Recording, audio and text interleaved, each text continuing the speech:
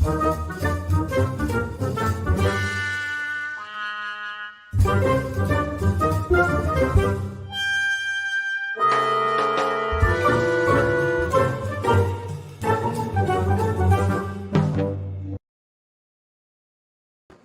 evening, ladies and gentlemen, boys and girls around the world. It is once again time for the WADcast, the Writers, Actors, Directors podcast. Coming Happy straight Friday, to your everybody.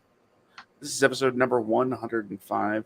I'm one of your hosts, Josh, joined, as always, by the guy that is always supposed to be here, but sometimes isn't. Yes, sometimes I'm not.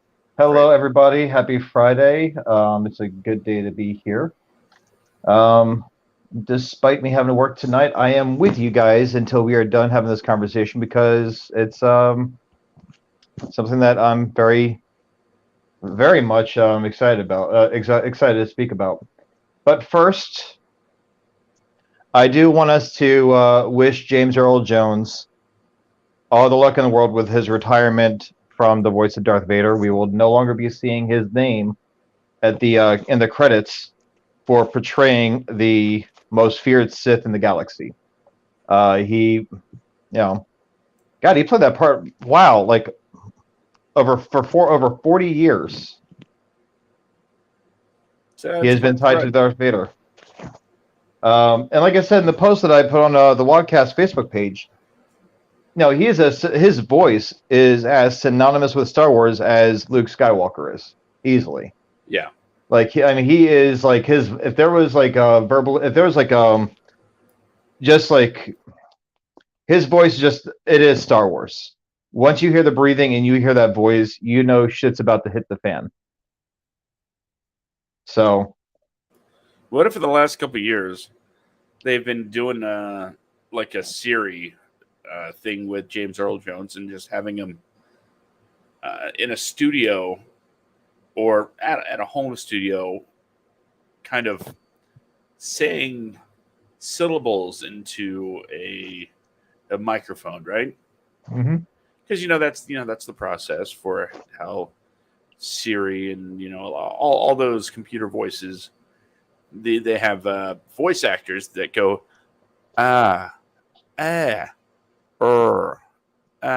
that way when you ask them questions, it sounds like they're saying words. Yeah. They just say each individual syllable. So what if for the last couple of years he's just been doing all of these sounds so they could forever just have Darth Vader's voice on some sort of app that they just add to movies? I think that would be well worth the price. It'd be interesting. I don't know if you've ever used one of those. If you ever try one of those Darth Vader helmets on that has the voice changer, It doesn't work. Just sounds like a really messed up version of your own voice. So, but no. So it's like it's sad to see him retiring, but at the same time, it's like when Hugh Jackman retired as Wolverine. People were so upset at him for retiring, not thinking that this is a guy that. He's not Wolverine. He's Hugh Jackman. Right. He has a life. He has a family. He has things that other roles that he wants to take part in. James Earl Jones is the same way, but he has supplied the voice of Darth Vader, all the while being so well known for other movies as well, while performing on Broadway and everything else. So, it's. Like I said, it's going to be sad to see his name no longer appear in the end credits of any kind of Star Wars TV show or movie. But at the same time, James Earl Jones, go you, man. Enjoy retirement, pal. It's really thank you for 40 years of Darth Vader epicness.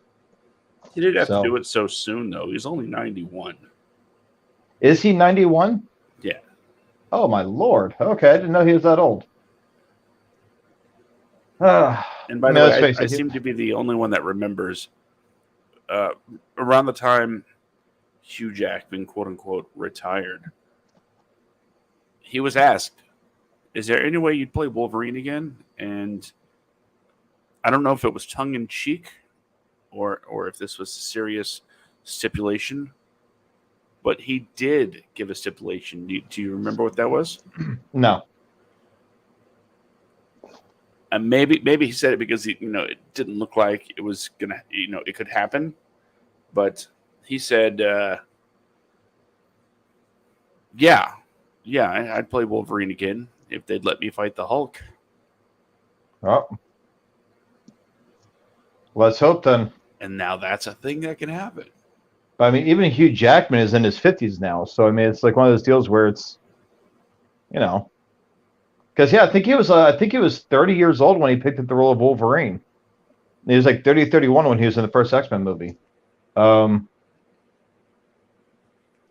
get in this, like he has aged very well, but you have a crush.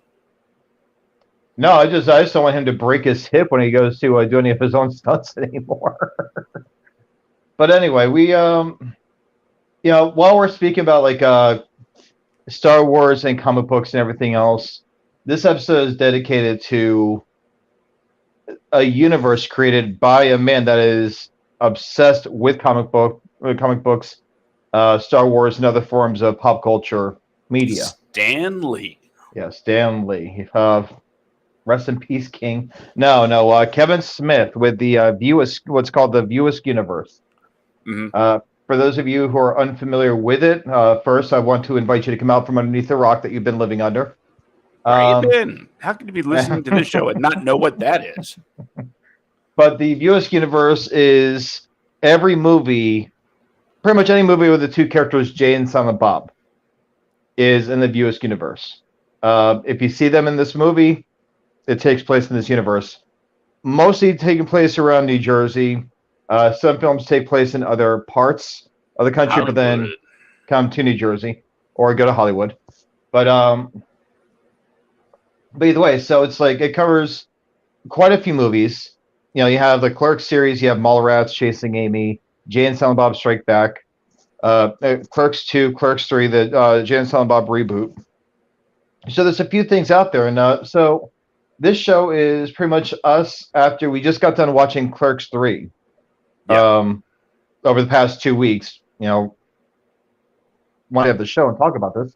Notice the digs for the show, the quick stop.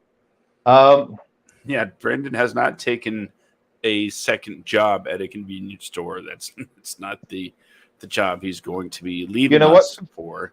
For the photo op, I would have loved to have worked at either a convenience store or a liquor store, just so I could go into my boss and have them take a picture of me working behind the counter. I will flat out honestly say, when I worked at a gas station, it was explicitly to have that Clerks flex on my resume. And while we don't have the same sort of brand quick stop in Florida, as the one from the movie in New Jersey. That we had up in New Jersey, yeah. I did get hired by a chain of quick stops, except unfortunately it was one of those situations where all of the gas stations were like named different things. Mm-hmm. So I didn't actually get to work at one, but I still, slung smokes across the counter and leaned on the lottery ticket glass and lamented my early 20s life and felt good about it because I was a clerk. Oh yeah. But so it's like there's a lot of these movies. Clerks is the first in his in the whole line of movies. It was like I think 1994 it came out, and there was a whole lot that went into this. I think he saw the movie Slacker, and he was thinking like, well, I can make a movie like that, like just people standing around talking. But he decided that he was going to make a movie about what he and his friends would talk about because it's something he wanted to see on the screen. Because it's something he hasn't seen done before. Just him working at a convenience store, what life was like there, and how he would interact with his friends and whatnot that would come in throughout the day. And there's a lot that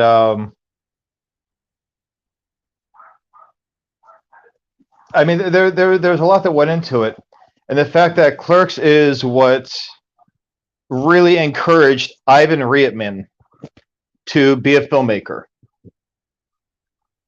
I'm sorry, Jason Reitman. It encouraged Jason Reitman, the son of Ivan Reitman, the guy that directed Ghostbusters 1 and 2. Clerks is what made Jason Reitman want to become a filmmaker. You would think he'd look at his dad and be like, I'm going to be in the family business. But no, he's like, hey, if that guy from New Jersey can make movies, right?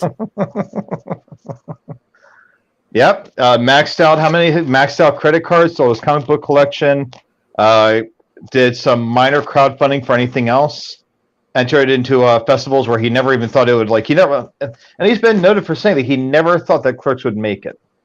He never thought it would become really anything. And he was prepared to pretty much be in debt the rest of his life making Clerks. It's, by the way, crowdfunding, kids. We're not talking about, GoFundMe or Kickstarter. No, this was this is 90s old school hat in hand. You go door to door and see if somebody will throw in some cash for your flick. Yep. It's absolutely not as easy, and I hate using that word as it is today, where you can just make a campaign, post it online, and see if anybody will donate. No, this was all in person stuff, and let's not forget that he went to film school and then dropped out. But while he was there, he met Scott Mosier, and they had this, as the story goes, this agreement. Whoever came up with the first script would be, the other would come and help make their movie. And this would be the beginning of a very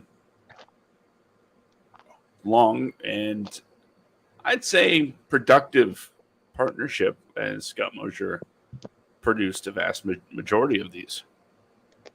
Yeah. As well as appeared in them.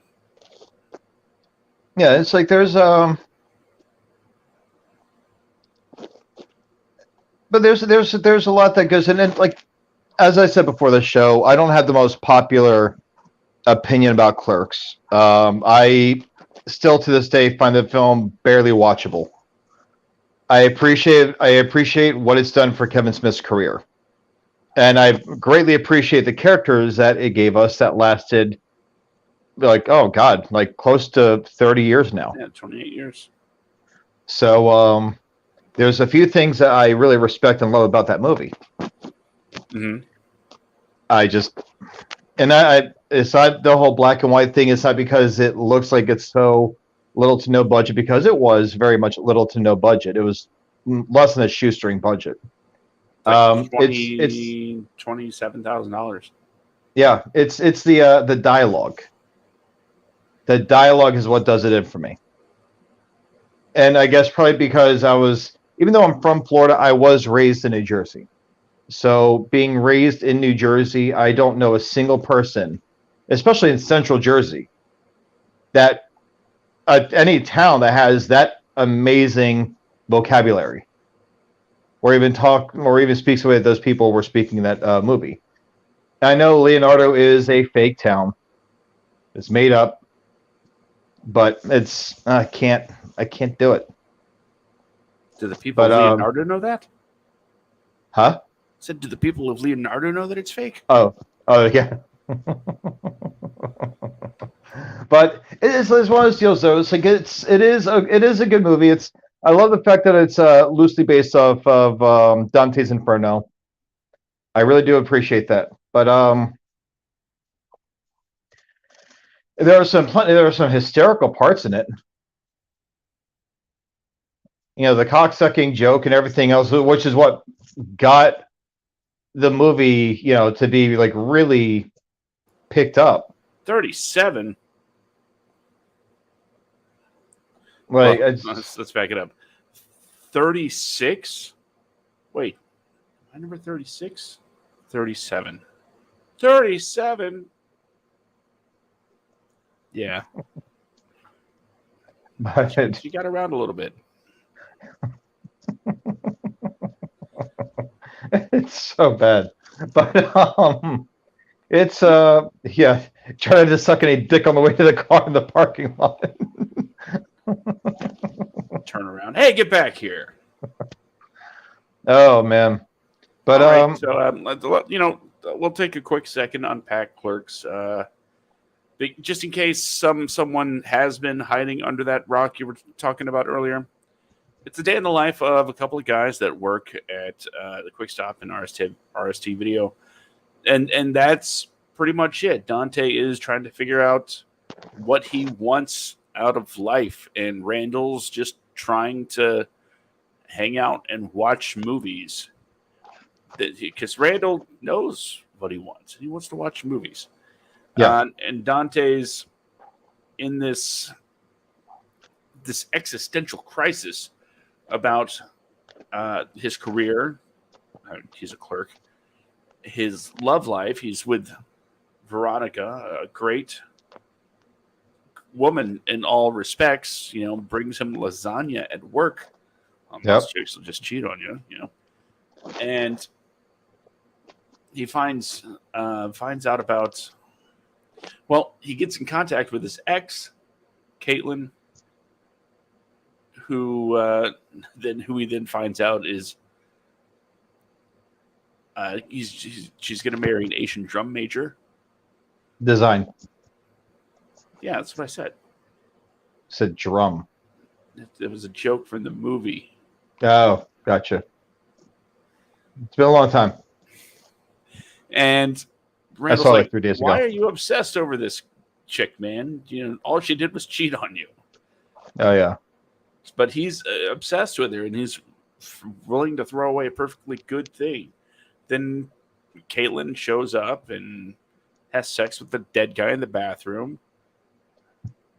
They go to a funeral for another person. Knock over the cat. Randall knocks over the casket. Yeah, it was, which will be called back to later. But that's Clerks in a nutshell.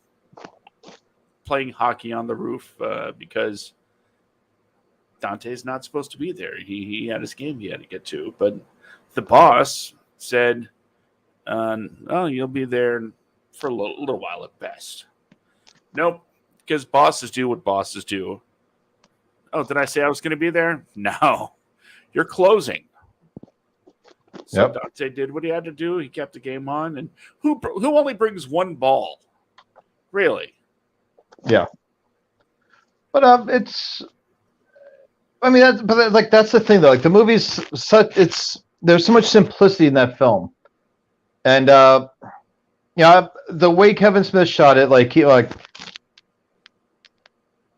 this will come back later on in conversation, but the way that Kevin Smith shot it, he shot it black and white because the lighting was so god awful in the store that he worked in, and being that he also worked in the store, he could only film after hours, so he would have to film all night long.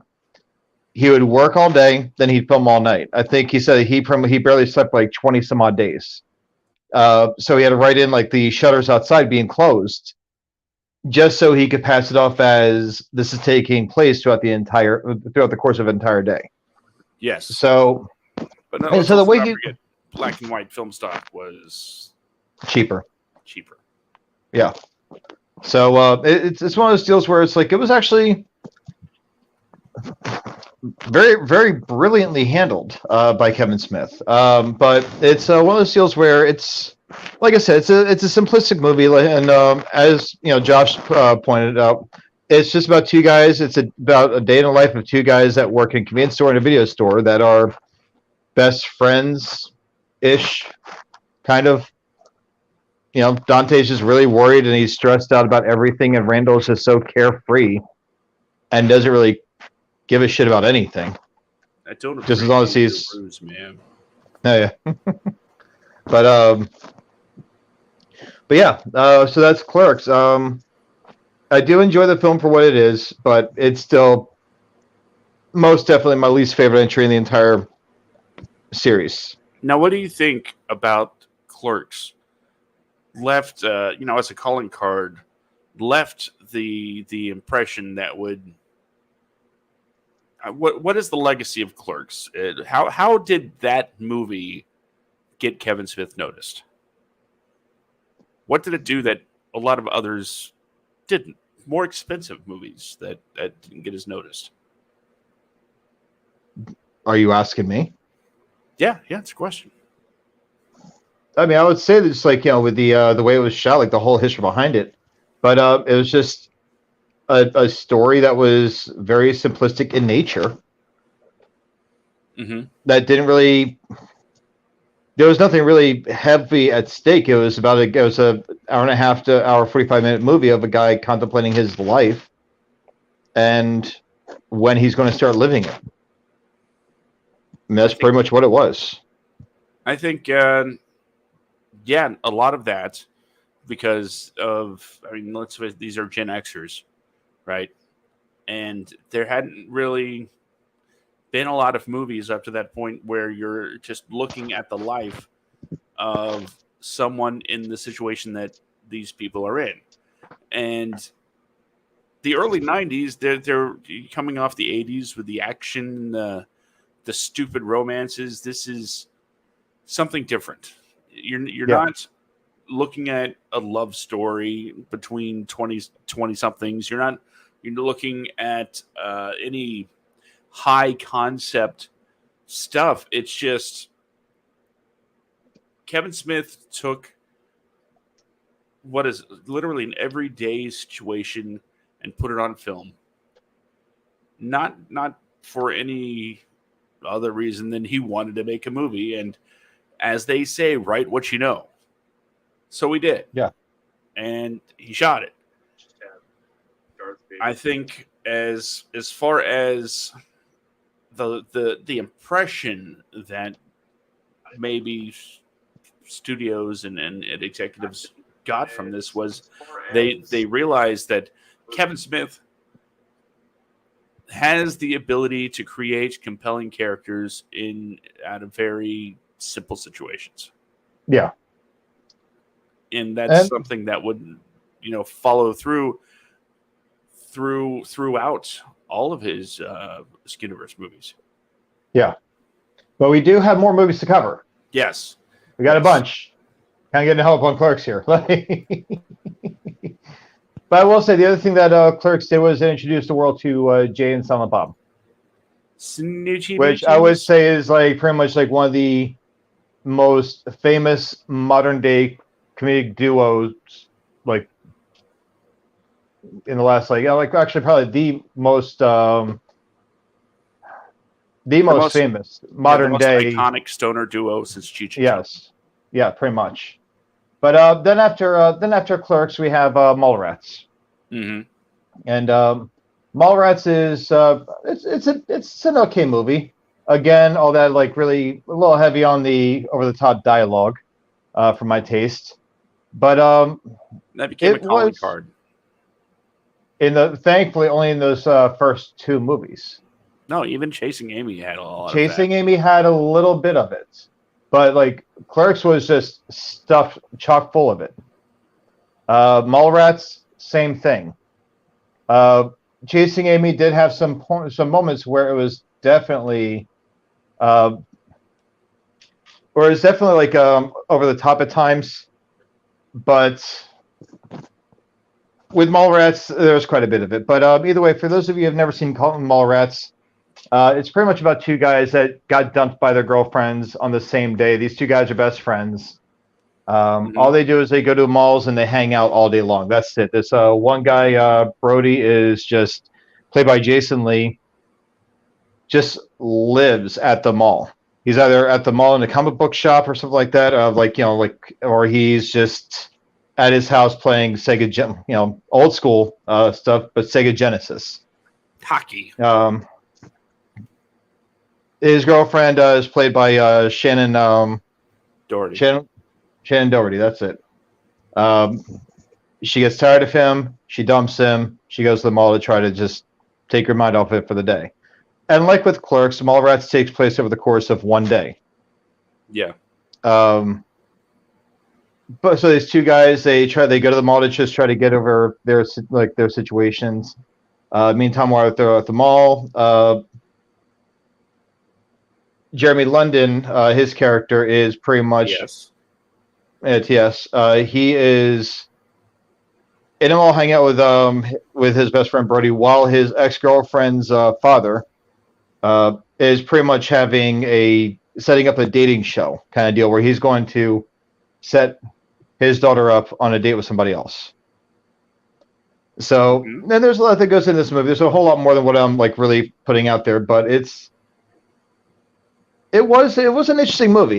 They really upped it quite a bit with Jay and Silent Bob in this one. They made it more cartoonish, like with them having blueprints on how to take out the guard. Yeah, straight Warner Brothers stuff. Oh yeah. Like I mean, these are like overly like absolutely like just cartoony style blueprints. Fly, and that ass, fly. Yeah, fly. And like I mean, it was Kevin Smith's first entry of Stan Lee in his movies, because Stan Lee comes and has a little heart-to-heart with one of the characters. Ethan's, who played back when he was a bigger, tubbier guy. If you have not seen a picture of him lately, this guy is jacked. Just nothing but he's a brick shithouse now. But in this one, he was a guy that was just stuck staring at a sailboat, and the magic eyes, those old 1990s magic eye pictures, for hours. This he's been doing it for days. Apparently, this day he even brought a lunch with him. But it's the whole movie. It's hysterical. It's got some funny moments. Like I said, Kevin Smith and Jason Mewes, playing Jay and Silent Bob respectively again, were hysterical in this movie. It's the first time we really got to see how these characters were going to be for the rest of their tenure as these characters in every other movie. Mm-hmm. So this is how we really start. This is how I would say this is where the whole Jay and Silent Bob becoming iconic characters really began. Because like they were characters in Clerks, but in this one, Silent Bob was more expressive and everything else. He was actually had more facial expressions because he was able to actually act more in this one versus what he was in the last one. Mm-hmm. But yeah, no, it is a funny movie. It's got some hysterical parts in it. Like the third nipple psychic, Terry from Three's Company. Yep. Ben Affleck playing Shannon, I believe his name was. Yep. Pretty much doesn't have any places. Yeah. Yeah. I'm going to take her out back and do her someplace really uncomfortable, like in the back of a Volkswagen. But yeah, it's hysterical. I mean, the whole just the whole dynamic with them.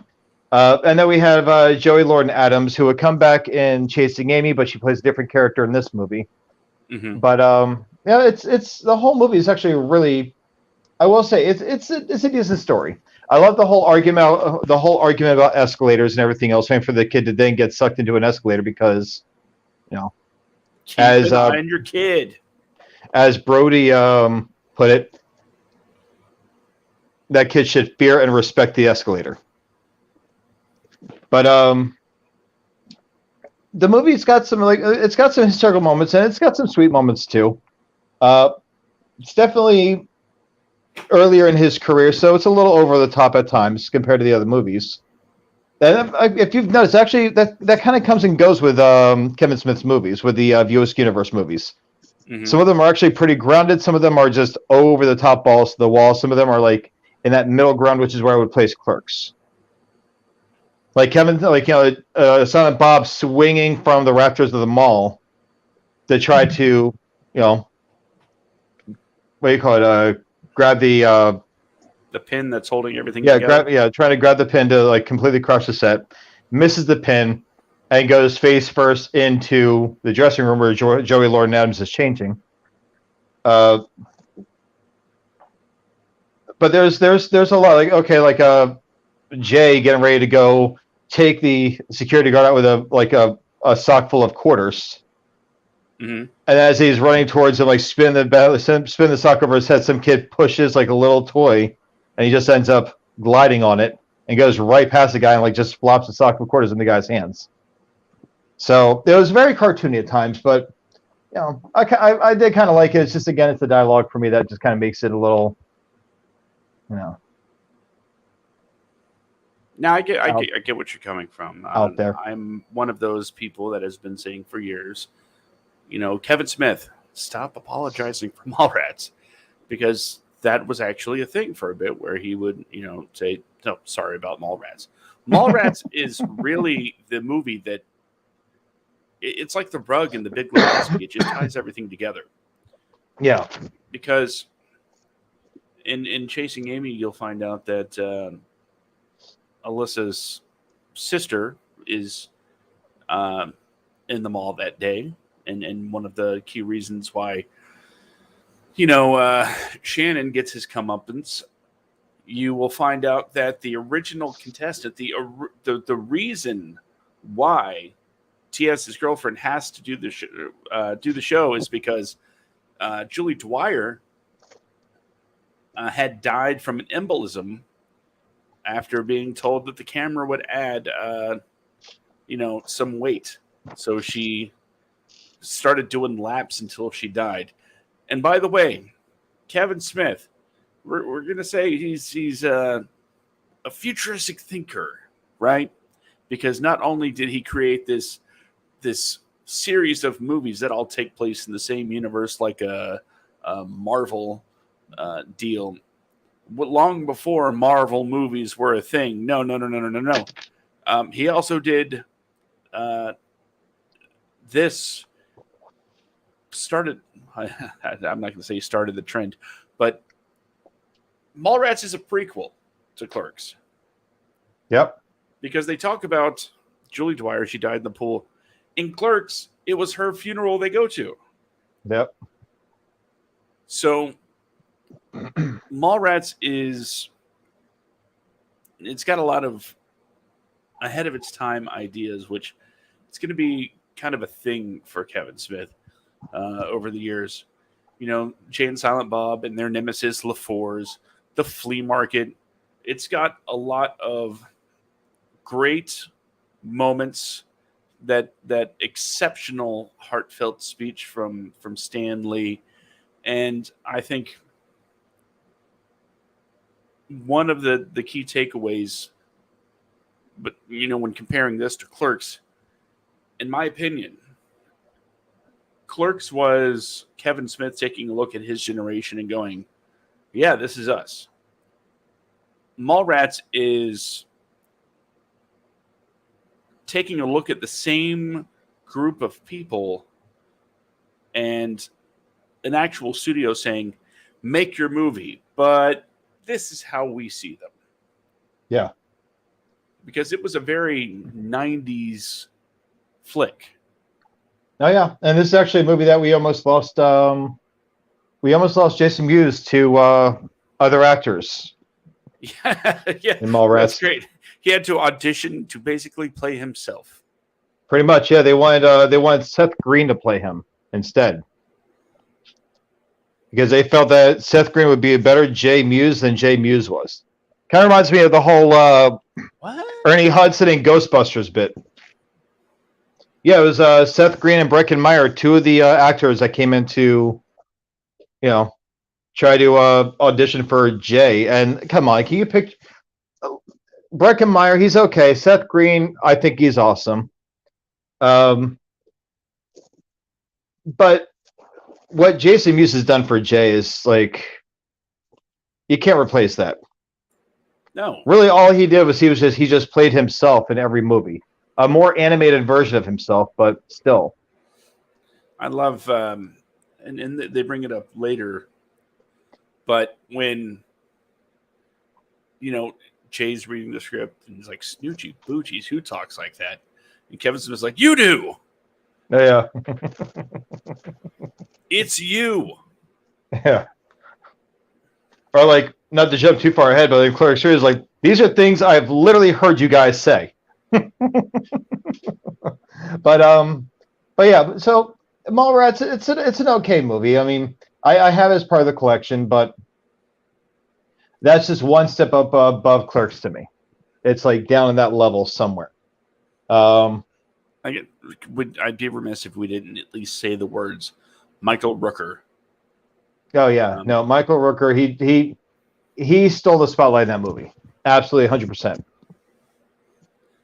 But Brandon, before we move on, would you like a chocolate-covered pretzel? Oh God. The lessons that movie taught people. But and then next on the list was Chasing Amy. It's coming to some controversy in the last couple of years because of how the movie portrayed the lead, one of the leads.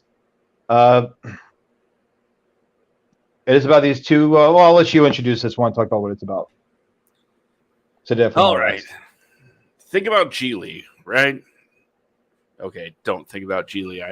I've never even seen Geely, but essentially, these two guys, they're comic book creators, Banky Edwards and Holden McNeil. Holden falls in love with a fellow comic book creator, Alyssa Jones. Only problem is she's a lesbian. And that's the movie in a nutshell. They Holden can't he can't get over this girl. And so he just kind of persists, not in an angry incel kind of way, but he's there. He's there. They're hanging out, and eventually she's like, "Yeah, maybe I'm bi." So they start dating. Yeah, that's pretty much it. That gets her flack from the gay community in which she is a member. And ultimately, everything breaks down because, well, Banky's kind of jealous, and Alyssa doesn't want to. I'm not really sure how to describe what she wants, because it's not exactly a situation that I've ever been in. So, long story short, nobody lives there happily ever after, really. Yeah. I mean, we'll find out later that everybody does fine for themselves, but as far as when credits roll, they're all just kind of at that place of we're at peace with everybody's decision to kind of walk away from each other. Oh yeah. Yeah, it's like, I will say this one thing this movie gave me in any of the Askew films was my absolute favorite interaction in any one of the movies. Go on.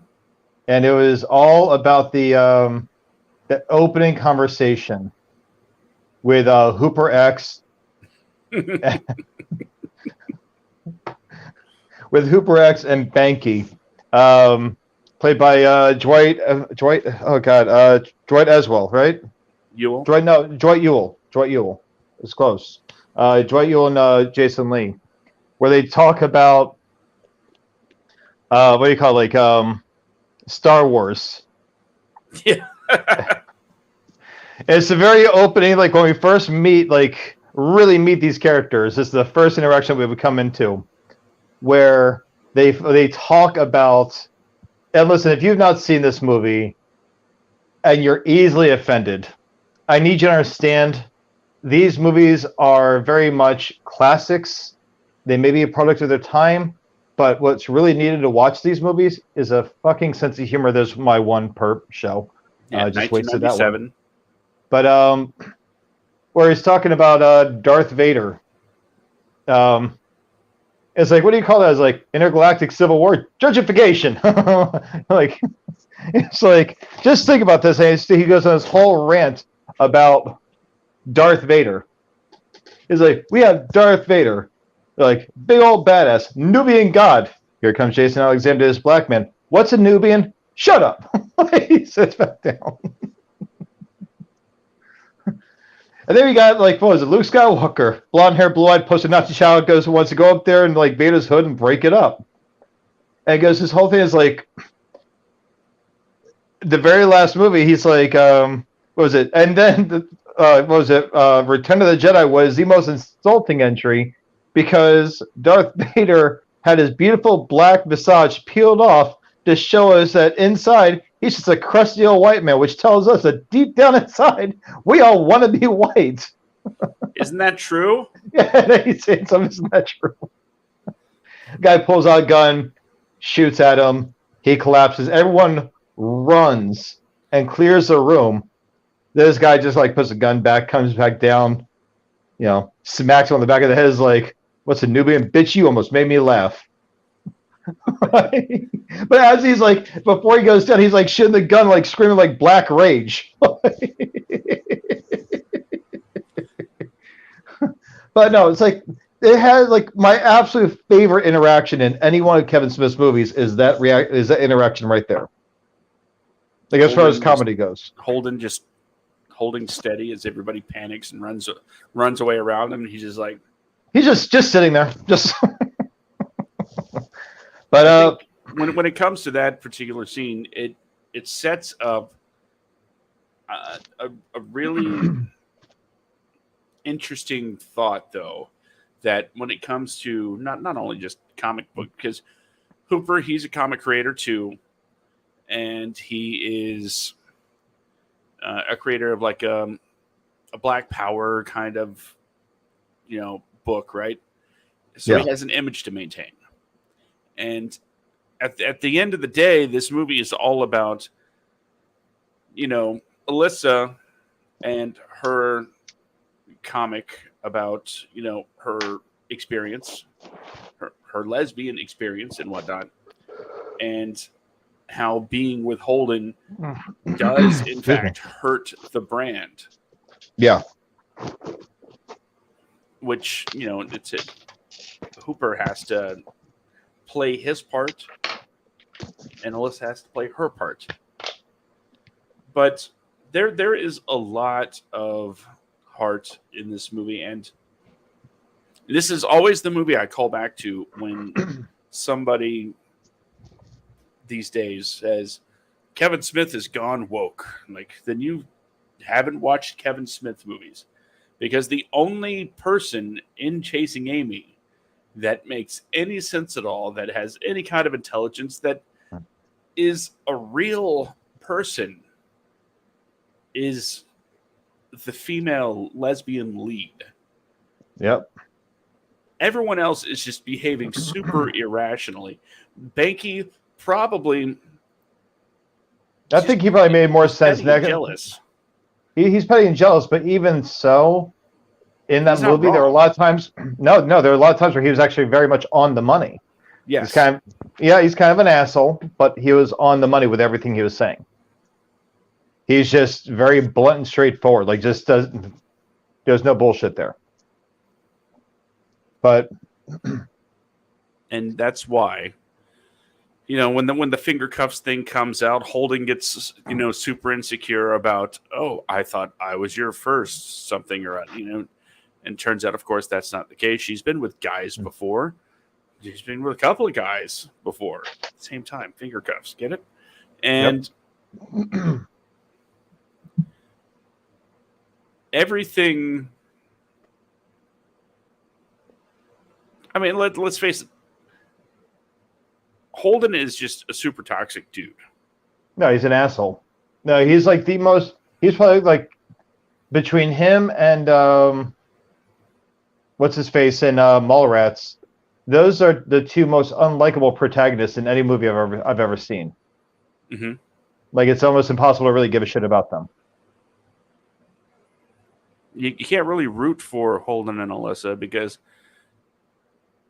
she has to change, what she believes about herself to be with this guy who is just very insecure.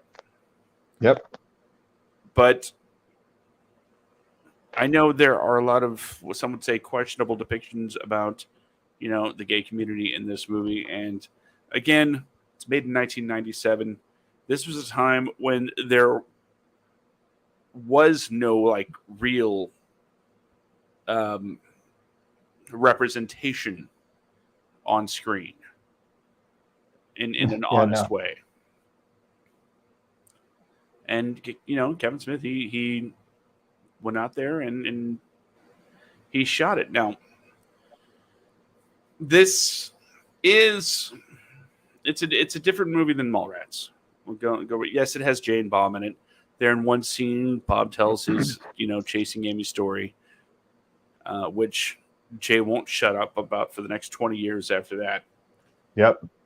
And in fact, Holden and Banky, their whole comic is Blunt Man and Chronic, which is a name you're going to hear a few more times in the future. But they created comic book characters based on Jay and Silent Bob. Yep. So that's they give them money for business rights, and that's why Holden has to meet with them pretty frequently. That's why Bob gets to tell his story about chasing Amy, hence the title. And it is one of the more revered Kevin Smith movies, because I don't know if it's coming off Mallrats that makes it so more digestible. Appetizing. Yeah, that's a good way to put it. But it's also more of a return to form where Kevin Smith made his movie, and didn't make a studio movie. And he wanted to work with Affleck again. Jason Lee came on board and just absolutely kills it. Becomes one of my favorite people to watch on screen. Still love My Name is Earl, by the way, which also has Ethan Suplee, as we talked about him in Mallrats. It is definitely one of his more highly rated works. Yeah. But as we said, the protagonists are very flawed, and the only one that you can feel or should feel any sympathy for is Alyssa. Yeah. It's like it has its problems because of the time that it came out. So the story is like frowned upon by some people, but it is a classic. It is a really good film, definitely worth watching. But then, because the rest of them are figments of your imagination. Well, after Chasing Amy, we got definitely the most ungrounded, fantastical movie that he has made. Very well constructed too, by the way. Very well put together. But Dogma came out 2 years after this. Ironically, a love letter to the Catholic Church. Yep. And it's not very often that a director will not just go picket his own movie, but also appear on the news talking down to his own movie and make it on national television. But answering the question, did you see the movie? No, but I hear it's terrible. But this is why I love Kevin Smith so much. But yeah, so in this one, it is there's a little bit more of history with this one than there are all of his other films. And it's not just over ownership. Let me put it that way. It's not just over ownership. That's a whole different part that we can talk about in a future episode about business and film and things like that. But you have the lead, Linda Fiorentino, plays Bethany. She's this church-going person that works at an abortion clinic. So that being the case, she is visited by what's called a Metatron. And oh God, what I feel so bad for even like Alan Rickman. Alan Rickman. I'm also thinking about George Carlin playing the priest and all that stuff. But either way, Cardinal Alan Rickman shows up in the form of the Metatron. He's the voice of God. You find out that God has been visiting the Jersey Shore for years just to go play skee ball. Just to go play skee ball, and he was attacked and placed into a comatose, states where he's being kept alive by life support, but his body he's in is unconscious. Mm-hmm. The body has to die so he can be freed from it and do his thing. So while he is comatose, two angels, Bartleby and Loki, played by Ben Affleck and Matt Damon, are stranded. Huh? Is that fresh off of Good Will Hunting? Yep. They're stranded on Earth, and they've been banished from heaven for a long time, for millennia. But now, since George Carlin, Cardinal Glick, he blesses this church, and he pretty much says that whoever walks through the arches of that church will be washed away from all their sins will be washed away. Mm-hmm. All their trespasses will be forgiven instantaneously. So they want to go there, walk through. Yeah, they want to go into this church, have their whole history pretty much expunged, and then go back to heaven. That's their plan. Bethany's supposed to go with Jay and Silent Bob, and also with Rufus, played by Chris Rock. Oh God, Chris Rock. Sorry, I'm exhausted right now. The 13th Apostle.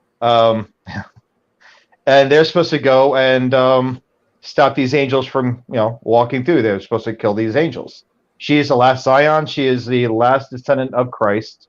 So she's the only one that can do this, apparently. So this whole thing goes about where she goes to New Jersey with the help of Salma Hayek playing the oh God, what was it? The Muse. The Muse. And Jason Lee playing Azrael. God, I'm so fried right now. I'm so sorry. Azrael's pretty much pulling all the strings in the background, he's making sure all this happens because he wants existence wiped clean, which is what will happen if these angels make it through the church. All of existence will be gone. Yes. So she has to go and because it would be better stop them before they erase all of existence. Yep. So yeah, it's actually it's one of my favorite movies of his. Now Linda Fiorentino, there are times where she would not speak to Kevin Smith for days on end. Would not speak to him. They bumped heads multiple times. They did not get along well at all. So that kind of plagued the production a little bit. But all in all, they pulled it off. It's actually, the movie is hysterical. Alan Rickman is great in this movie. Yes. It's the first time I've ever seen him in a comedic role. And he is absolutely hysterical. He intimidated Jason Mewes so much that Mewes memorized the entire script for every character. Yeah, for every single character. But it's a really good movie. It really is. I enjoyed it. It's one of those things where it's just again, if you're sensitive, well, I'm just going to say this one time. I'm not going to keep repeating myself. If you're sensitive, don't watch Jay and Silent Bob movies. Don't watch Kevin Smith's movies at all. If you're really sensitive, don't watch them. You'll be offended. Because trust me, we haven't gotten to Clerks 2 yet. But that's the weird thing about Kevin Smith, right? He makes movies that those with thin skin could argue that are offensive, right? Yeah. But he also makes movies that offends the people that hate people that get offended. Yep. So you're either insensitive or you're too woke. Kevin Smith finds a way to be both, and it's the core fan base that isn't either that keeps these things coming, and I think we'd fall into that category. Oh, absolutely. Now, a couple of things.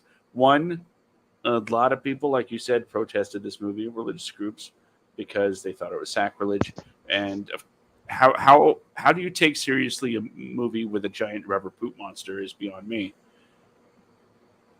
Because it had that, and what you hadn't talked about yet was Jane Silent Bob are the prophets that the Last Zion has to team up with to help take out the fallen angels before they get to the church. And here's the Jane Silent Bob. They are not from the area where she works.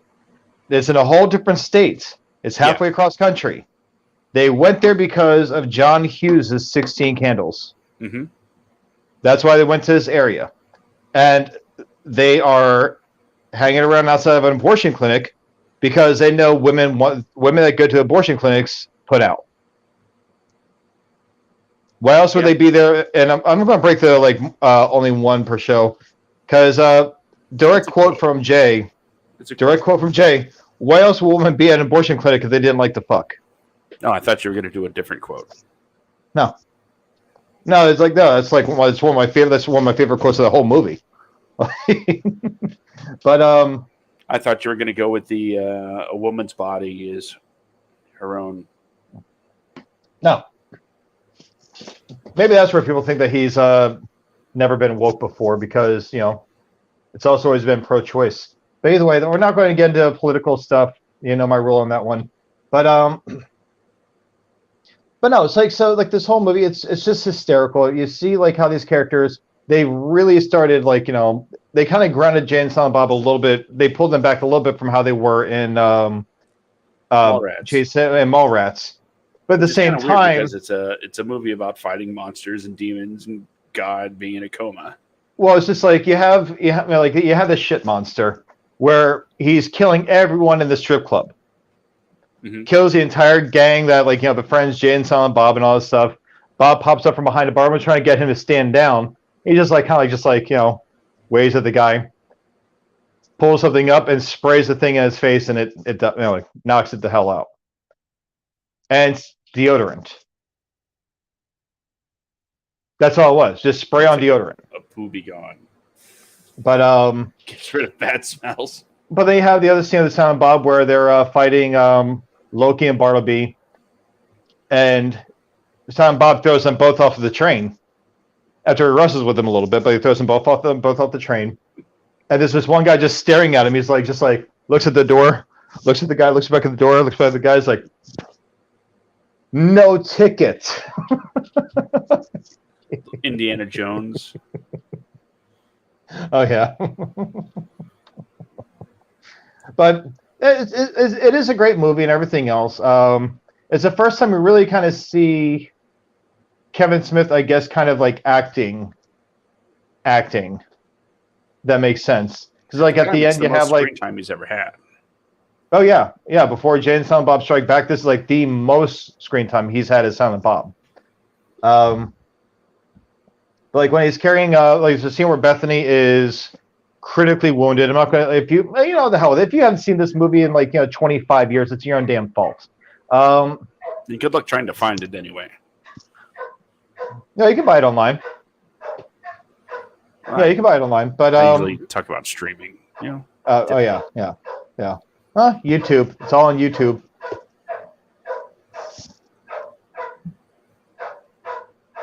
Is that Indiana? That is Chaos. Okay. So, 1 second. Guys, I'll be right back. Let me see what the hell this dog's barking about. But I will finish this thought really quick. Bethany's critically wounded. She's pretty much she's all but dead, I think, at this point. Or she's dying, whatever the deal is. But, Silent Bob's carrying her back and yada, yada, yada. And he's actually in tears. And so much you really saw, Kevin Smith really act at this point. So, but I'll let you take this away. Let me go see what the hell is going on with him. Okay, I'll be right back. Alrighty. So it's just us, kids. So, we're talking a lot about things that happened in the movie. And let's talk about the times a little bit. We've already mentioned through Clerks and Mallrats, the Gen X thing. It's almost amazing that it took this long for there to be some sort of Janine Garofalo appearance in a Kevin Smith flick, right? Because we're talking 99, the 90s are winding down, and if there's two things that you associate with these things, these 90s things, Janine Garofalo, she's super 90s. So she's kind of a person that would have fit in anywhere in the timeline. So there's that. And okay, sorry about that. I was just talking about how it's kind of weird. It almost seems weird that it took this long for Janine Garofalo to be attached to a Kevin Smith project. Well, I mean, I'm surprised that hasn't happened since. Kevin Smith and Janine Garofalo, very, very 90s people. Oh yeah, absolutely. But yeah, I mean, it really is such a good movie. It's like very much underrated. I will say this though, it's the more people buy this, the more that people buy the physical copies that are out there, the less will exist because it's not in production anymore. It's not in circulation rather anymore. Dogma is strictly owned by Harvey Weinstein. Yeah. And he is not giving up the rights at all. And Kevin Smith has said himself that what he thinks it would cost to get his movie back, he's not going to pay Harvey Weinstein. It's just like Harvey's in prison, holding onto the rights. But so it's Kevin Smith's movie, but he doesn't own it, and it's the only one in his catalog that he does not have ownership in the Askewniverse. So, shame. But anyway, too, because I want that nice box set to come out. That would be awesome. See, if I were to hit like the Mega Millions, like the really big money, I'd be very happy to buy the rights to that. Oh, right. No, I'd buy the rights to Dogma. If I had that kind of money, I'd buy the rights to Dogma and just hand it over to Kevin Smith. Like, here you go. Or hire someone to go negotiate with Harvey Weinstein and, acquire that signature. Shouldn't cost more than a carton of smokes, right? Maybe like 4. Who knows? But either way, so moving on, because we're about halfway through this list, and we're about an hour into the show right now. Yeah. So I'll let you introduce the next one, unless there was something like you wanted to say in closing about Dogma. The other 90s ass thing that Dogma brought us was Alanis Morissette is God. Oh, yeah. That's not even hyperbole. Alanis Morissette played God. So, yep. The 90s. I love Alanis Morissette. Well, yeah. So, Jay and Silent Bob Strike Back, the follow-up to Dogma, has Jay and Silent Bob starring as the stars. They aren't secondary characters. They aren't background characters. They're just the stars of this movie. And of course, the question is, can Jay and Silent Bob really lead a movie? The answer is, of course, a resounding yes. You get a Will Ferrell very well on the rise. So that they had that going for it. Chris Rock's always been Chris Rock, and this kind of picks up on some of the threads from Clerks and Chasing Amy. Yep. Long story short, Jay and Silent Bob find out that there's a movie about the characters based on them being made, and they're not getting their mad movie check. Of course, you get great lines like, "What the is the internet?" Oh, yeah. Back in the early stages of the internet and websites where people would talk smack about things. Movie Poop Shoot. That was the name of it. The internet is the place where people go online to pitch about movies. And it still is. Yep. So it's only gotten worse because they're not getting, paid, and they're worried about their image. They decide we got to stop this movie from being made. We're going to Hollywood, and it's a road movie, as kind of like Dogma was. It's except going in the opposite direction because Jay and Bob got to get to Hollywood. George Carlin's last appearance in Kevin Smith's Askewniverse. Yeah. As the hitchhiker. Yep. He taught them the rules of the road. And then we had Harley Quinn Smith's introduction into the film industry. Mm-hmm. I don't know. The big one's watching the little one. And Jay's opening song, of course. Oh, yeah. The $15, movie, little man. Put that. Yeah. Movie opens up outside the Quick Stop, as Jay and Silent Bob are apt to be, and takes them on a wild ride where they meet jewel thieves and Scooby and the gang, where they wind up listening to Steppenwolf with in the Mystery Machine, and doing some dubage. They meet their West Coast counterparts, Tracy Boyd. Oh, yeah. Wind up on a bunch of different movie sets, including a new Scream movie. Oh, God, yeah. It was definitely a movie about paying homage to a lot of different road movies. They wind up getting hunted down by Will Ferrell's character. Willoughby? What's his name? Huh? Willoughby? Will Ferrell? Willoughby? I don't. Will and Holly. Will and Holly. I was close. Wildlife Federal Wildlife Marshal. Yeah. We're the standoff outside the diner. Can we just get rid of the whole I've already broken the rule. We already have 2 F-bombs on the show tonight so far. Okay. So it's Kevin Smith, I guess it warrants it, but I'm not going to be the one to do it. You want me to say the quote? Yeah. Here, 1 second here. I really wish that we could actually play clips, or that we came prepared with clips to play. But I don't know if we would. I'm sure Kevin Smith wouldn't give a shit if we were to play clips from his movies. It's the AI that would mute it and do all sorts of terrible things to. Oh, I know.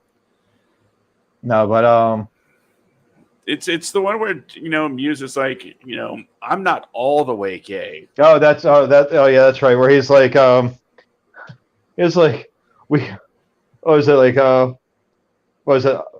not always no. It's like, my husband here is gay, but I still fuck fine bitches so as to not be all the way gay. But my husband here, he loves the cock.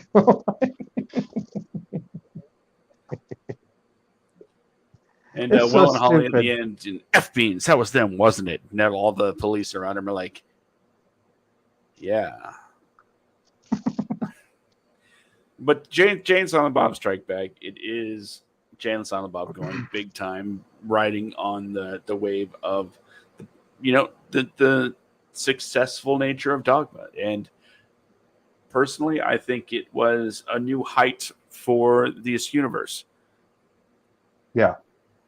Jay and Silent Bob Strike Back took that early 2000s humor and rolled with it. Kevin Smith, it almost seems like he finally found that mainstream comedy that wasn't so prevalent in the earlier movies. It's more like the mainstream comedy finally caught up to what he was doing. Oh yeah, and can I read the quote that I absolutely love, and it goes back to the diner though. Okay. But it's between the sheriff and Will and Holly. Like, it's like where he says, they've got a monkey in there. Sheriff, an ape. Will and Holly, what? Sheriff, an orangutan's a member of the great ape family. It's not a monkey. And they go through the whole motions and everything else. And then we go to Jay and Silent Bob having their interaction. And he lets them go. Sheriff's like, are you fucking crazy? They may be gay, but that's not their son. That's an ape. Will Ferrell chimes in and says, I think I would recognize an ape if I saw one, okay? And the only thing I do recognize right now is the political fiasco I'm about to avoid here by letting this butt-fucking Brady Bunch go.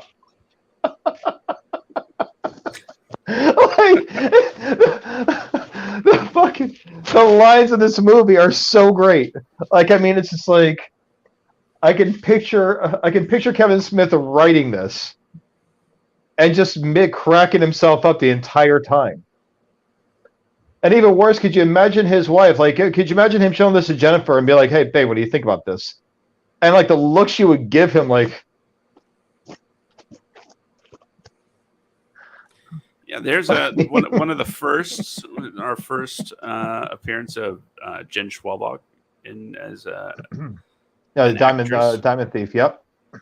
It's also the first time Carrie Fisher and Mark Hamill had been in the same movie. Since Return of the Jedi. So yeah, this is like there's a playground for Kevin Smith with all these pieces that he loves. He's just like, I'm gonna put you here, put you here. I mean, there's so much in this movie that was just, I mean, you have Shannon Elizabeth playing the love interest, but at the same time, you had Jason Biggs, showing up to playing himself, but portraying Silent Bob in the Bluntman movie. Yeah, and but he doesn't know any of the names, and like he's like, Bill. Silent Bill and Ray. You got James Ben. There was like bickering the whole time. Like fuck, Biggs. Did you even read the script? Like, there's a script. Chaka King, Jamie Kennedy. Like Chaka King played by Chris Rock. Jimmy Kennedy playing like a production assistant. Matt Damon. Them playing themselves. Yeah. Will Hunting. And the fact that he got Gus Van Sant to play himself, counting money. That's all he's doing instead of directing this movie. He's counting money. Ben Affleck and Matt Damon shooting the sequel to Good Will Hunting. Yeah. Applesauce, bitch. Yeah. Goodwill. What was it? Good Will Hunting 2 hunting season. It's so stupid, but that's what made the movie so great. And let's not forget the quote, "My, what a lovely tea party." Yes. Oh God, Diedrich Bader. Yeah. Currently the voice of Batman in the Harley Quinn series. It is so funny how all that just kind of like just turns around a little bit. Mm-hmm. But it was such a great movie. It came out shortly after American Pie came out. But this is pretty much like right at the turn of the millennium. That is this movie right here. Yeah. The internet's still new enough to not be a familiar playground. There's still no cell phones yet. At least not like commonplace cell phones, like all over everyone. Not every person has one yet. So it's like right at that time period as culture is completely shifting. That's where this movie takes place, in that little crevice right there. Yeah. But it is absolutely hysterical. And while we're covering Jay and Silent Bob Strike Back and Scream, I think we should acknowledge Scream 3.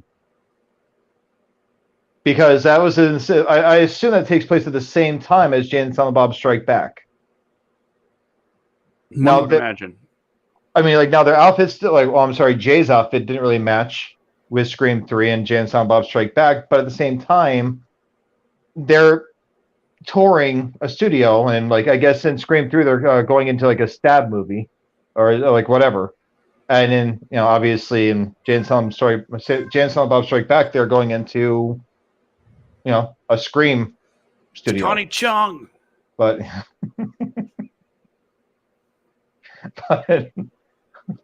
But either way, so the movie is absolutely hysterical. It's very much worth watching. This is where Kevin Smith, with portraying Silent Bob, really got to have fun with the character. I think, like he got to have a great time with the character. I can only imagine having to direct this movie and star in it and be as active as he was in this movie. Because for those of you that have not seen this movie or haven't seen it in years, I don't know if you remember how active Kevin Smith was in this film. But he's running all over the place. He's like doing like actual like physical comedy throughout the movie. Yeah, that nice little like minute and a half clip of him chewing out Banky over likeness rights and money owed to him. Well, to him and Jay. But yeah, but this movie had so many people. It had so many celebrities making appearances in it. Yeah. Like, I mean, this thing was like stars. Yeah, absolutely. But it was really good. And then, like, after it came out, and mind you, because like between Clerks, Mallrats, Chasing Amy, Dogma, and Jay and Silent Bob Strike Back, those 5 movies came out so quickly, one after the other, after the other, after the other. Like, it was just like people wanted more of Jay and Silent Bob. So Jay and Silent Bob Strike Back came out, people were stoked. Between this and Dogma, it really put Jay and Silent Bob at the zeitgeist. Oh, absolutely, absolutely. Because that was like 2001, I think, that it came out. 2001. Okay. So then after Jay and Silent Bob Strikes Back, we had to wait a few more years before we got another Kevin Smith movie. That was Askew. Mm-hmm. It took 5 years. Wasn't just another year and a half or 2 years. It was 5 years before Clerks 2 came out. And Clerks 2 is the first time that Kevin Smith was given an absolute standing ovation for a film. It's the first time he actually directed a sequel of his own. Followed up Clerks with the Dante and Randall, once again, who have made appearances throughout the other movies at this point. Yeah. Sometimes as themselves, sometimes the actors played other characters. But Dante and Randall were in Clerks. They were in, they were in Jay and Silent Bob Strike Back. Mm-hmm. They had already had their animated series that came out at this point that was already canceled. One of the deleted scenes had Randall in passing saying, "No wonder ABC canceled us." Yep. But Clerks 2 had the same characters: Jay, Silent Bob, Brian O'Halloran, Jeff Anderson. But then it had Rosario Dawson added to the list. Yeah. And oh god, what was the actor's name that played Elias? That was Trevor Furman. Trevor Furman. But Elias was a great antithesis to everything Randall is. Like usually, like in Clerks, you just had Randall. You had Randall Graves and you had Dante. That's what you had. A few other people here and there, but those were like the two push and pull throughout the whole movie. Mm-hmm. Outside that, it was largely conversation that moved the story forward. Now, in this one, it was a lot of Randall Graves making this character of Elias' life a living hell. Now, like Dante and Randall are now in the 30s. Yeah. The quick stop is burnt down, so now they're working out of movies. Randall hates his job, but he's there. Dante is still 10 years later trying to figure out his next move in life. Even though he's engaged. Yeah, he's engaged to a woman that is going to inherit a lot of stuff. She is excited about moving to Florida with him. So this is about Dante's last day at this movies. It's his final day working there. He's leaving for Florida the next day with his fiance. Meanwhile, Rosario Dawson plays the manager of whom he and she have an affair going on, or have had an affair going. Like they hooked up at some point. Yeah, she got mayonnaise in her cooch. But either way, so this goes on. Randall he bickers with Elias over Star Wars versus Lord of the Rings constantly. Elias is very religious. Randall is not. And he just antagonizes this kid at every chance he gets. It all culminates to a point where they find, like Dante finds out that Becky, Rosario Dawson's character, is pregnant with his kid. Mm-hmm. So many things go down. Eventually, Randall throws Dante a donkey show. Yeah, but the donkey show / going away party. Yep. And at this donkey show, they admit that he and Becky are in love with each other. As they kiss, wife comes in, sees everything. They break it off. They end up in jail. They decide to buy the Quick Stop and fix it back up after Randall burnt it down. So it's a very heartfelt movie. It really is. Like, despite me saying there's a donkey show in it, for me to say there's a donkey show 1 minute and then say it's a heartfelt movie, it's really hard to describe it, but it really is a heartfelt movie. Which is going to make our last entry in this list so... Oh, God, we'll get there. But it ends with, she's pregnant. They buy the Quick Stop. They fix it up. And the last shot of them is behind the counter at the Quick Stop where we saw them in the first movie, where we first met these characters. And Randall looks at Dante as now business partners, not just with each other, but also with Jay and Silent Bob, who loaned them the money from their movies, from their movie checks, from what they got from the studio. And now they're business partners. They own this building now. And the last line is Randall telling Dante, "You're not supposed to be here today." And then Dante says, "If you can't feel it, it's the first day of the rest of our lives." Camera pans out to black and white, and that's the end of the movie. Closure on these characters. So we thought. But you know what? I was looking forward to, after the movie ended, there was so much that went through my mind about, okay, well, Rosario Dawson's character is pregnant, which means Dante's going to be a dad. I want to see where this goes with them. I think it'd be awesome if in another decade or so, or 12, 13 years, we see that Dante is now a father of a teenager who is working at the Quick Stop with him. And the kids try, my idea was this kid was going to work through the problems. I'll discuss this later on. But that's not the movie we got to follow it up with. No. But either way, but it's a hysterical movie.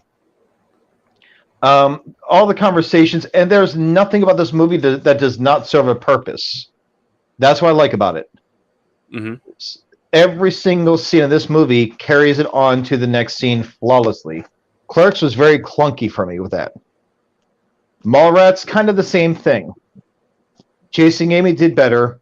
Dogma nailed it. Jay and Silent Bob was even better at that. And then Clerks, it's this is where Kevin Smith absolutely had his footing and knew what kind of stories he was trying to tell. Between Jay and Silent Bob Strike Back and Clerks 2, that I think is where Kevin Smith absolutely got his footing on the hill and knew exactly what to do with his universe. Absolutely agree. So, but yeah.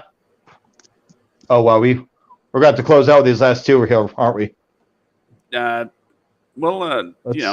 a few points to say about this one. Clerks 2 gave us a great musical number. Oh God. Gave us Dante being again his usual indecisive self until the news finally breaks. That's what made me fall in love with Becky, the donkey show. Oh yeah.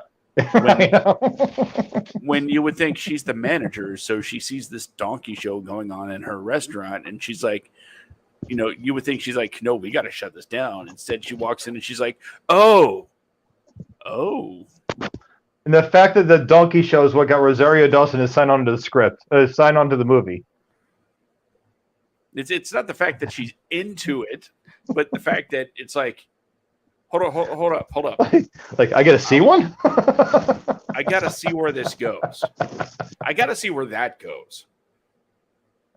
And yeah, we get a tremendous moment with Dante and Randall in jail for a brief period of time where they work out their issues.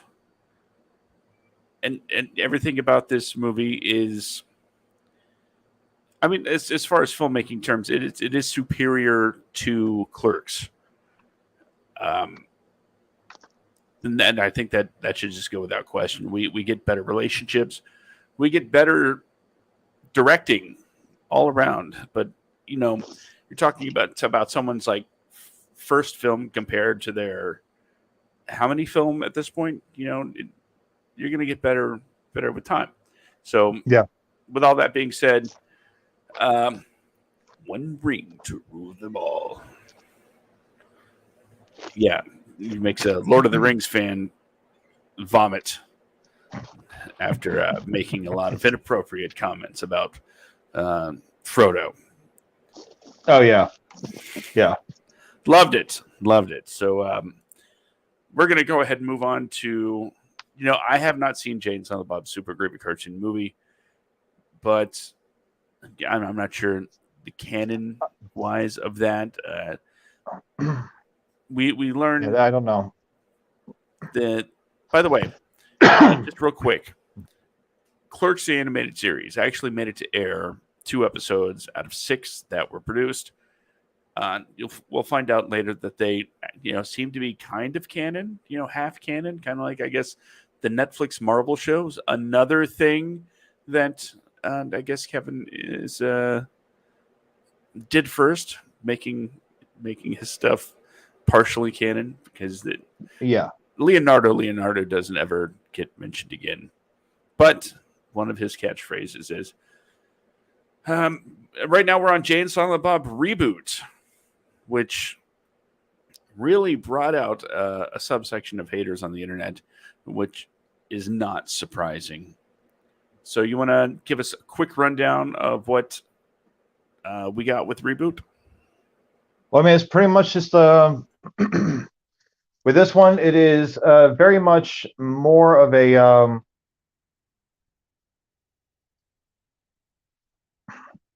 it's a commentary on movies getting remade constantly through Hollywood.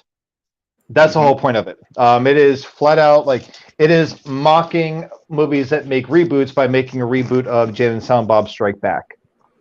It's a little different. It's not just going and shutting a movie down. It is going to what's called the Chronicon, which is the Askew version of the Comic-Con, where they are now going to go disrupt this very last scene that Kevin Smith needs to finish his Bluntman and Chronic movie starring Val Kilmer and Melissa Benoist. So he finds out, during this little trip, he finds out that he has a long-lost daughter through his ex-Justice from Jay and Silent Bob Strike Back, played by Harley Quinn Smith. And she and her fellow friends join along because they just want to go to Chronicon. That's all they want. So they join in and they kind of go with them. They get into an interaction with the KKK, a very hysterical interaction. Led by Chris Jericho. Oh, God. But the whole entire the whole speech that he ripped off was hysterical. Absolutely hysterical. Put the pitchfork down. Pitchforks are for Klansmen. But so either way, it's the whole movie is absolutely hysterical to me. It's not as strong as Jay and Silent Bob Strikes Back, but I think that was kind of the point. Yeah. It's because they even make jokes in the movie about how reboots are never as good or satisfying as the originals. Mm-hmm. There's a scene where they're speaking with Brody, who now owns a comic book shop and everything else. And in this comic book shop, he's talking about what reboots are, and Jay once again, what the hell is a reboot? and he goes in this whole just rant about, okay, was like a teenager like lost in the desert that grows up in the desert, joins a rebellion, and takes out like an imperial space station with a giant laser attached to it.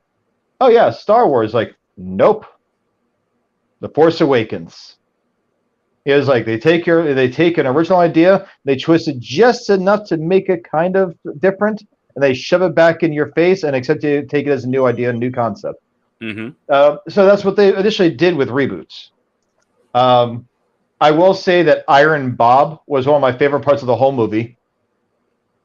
We have Kevin Smith in there, like in his Iron Bob suit. You see like the whole Tony Stark Iron Man stuff all over, like in front of his face, like guiding everything his suit does. Jason Mewes is still hysterical as ever.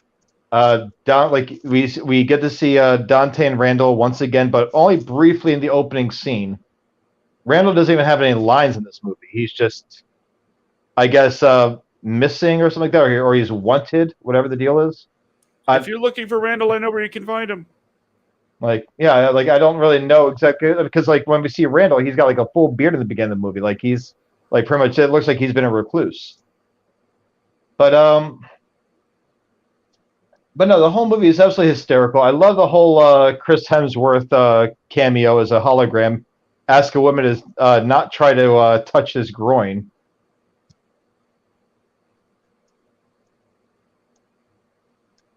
But I don't know. Like I said, it's not as strong as Jay and Silent Bob Strike Back, but again, I think that was the point of that movie. It's not just a sequel. It is quite literally a reboot. That's the whole point of it. Yeah, but, and the overall messaging about, Holden, Ben Affleck comes back for the first time in forever, and we find out that he and Alyssa have been good co-parents, and they're doing well. The happy ending we didn't get at the end of Chasing Amy, we find out that Holden helps Alyssa and her partner have a baby, and they're doing a fine job getting along and being friends again. But the fact that Holden is the one that kind of puts everything into perspective for the dynamic duo about how, the spotlight has to move on when you have kids. It's not about you anymore. It's not your show anymore. The torch gets passed. The spotlight gets passed to the next generation. And that's why the kids in this, I say kids using the term loosely because, technically, I guess they're all grown people. That's why they figure so prominently because, yes, it's a Jay and Silent Bob movie, but it's also very much a passing of the torch. But we also get, some familiar faces. Diedrich Bader comes back, as the security guard. Quite a few cameos: Justin Long, Joe Manganiello, Tommy Chong. The just people that you expect to pop up in weird roles with Kevin Smith these days, I guess. And I don't think this is a bad movie by any means, and it's not the height of the Askewniverse. But one of the great unanswered questions that we got from this movie was finding out in the tag that for 20 years, Jay and Silent Bob have been putting gum in the locks of the quick stop. Yeah. Just to piss off Dante. The clerk boy. Sergio. Oh yeah, Sergio. But it's actually it was a very, very good movie. I mean, it's like I enjoyed it. There's a few callbacks to Jay and Silent Bob Strike Back.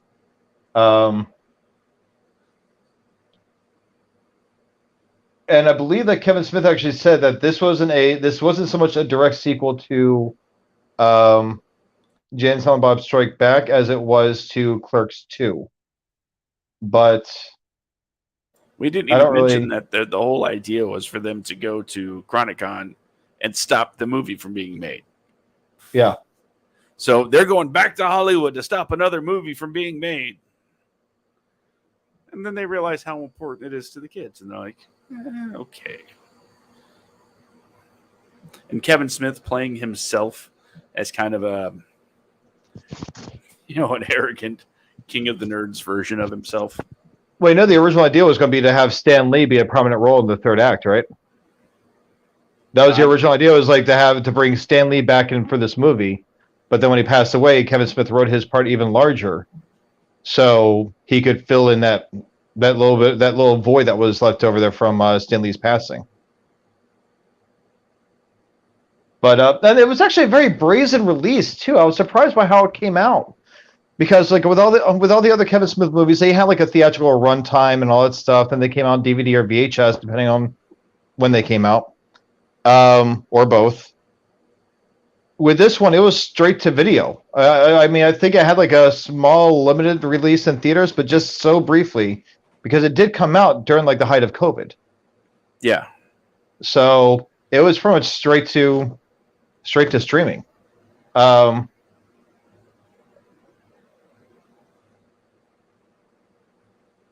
was a roadshow. Yeah. Yeah, kind of like what he's doing for Clerks 3. But yeah, it's like it's okay,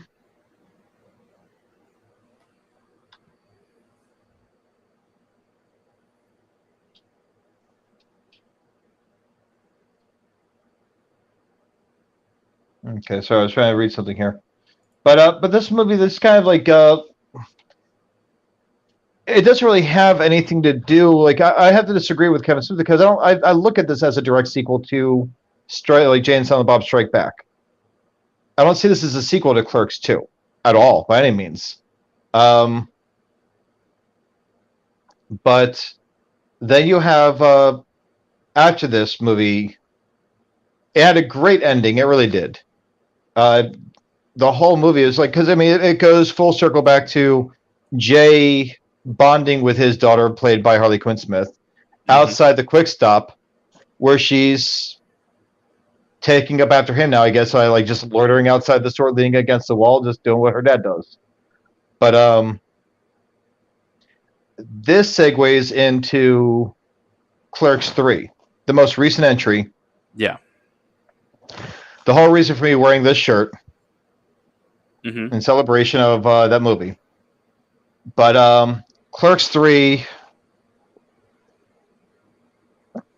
I may like Clerks 2 better than I like Clerks 3, but holy shit, the acting between the two characters.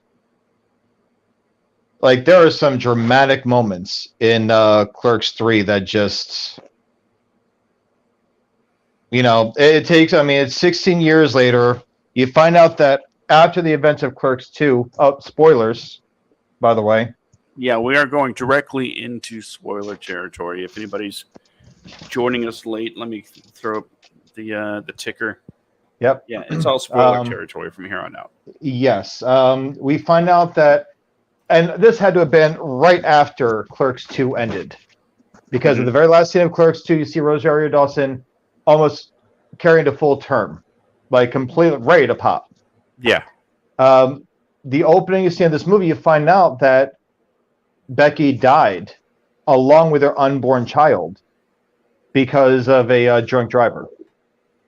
So she died back in 2006, and this whole time Dante has pretty much been it's just been him and Randall again. This time Elias is now an employee he's still an employee of the Quick Stop. Jay and Silent Bob have their weed store right next door. Mm-hmm. And they're still selling out in front. And they're still selling as if it's illegal to sell. That's how we did it in the 90s, son. But it's such a heart-wrenching movie. Because you find out that after Elias has his what are they, the NFTs.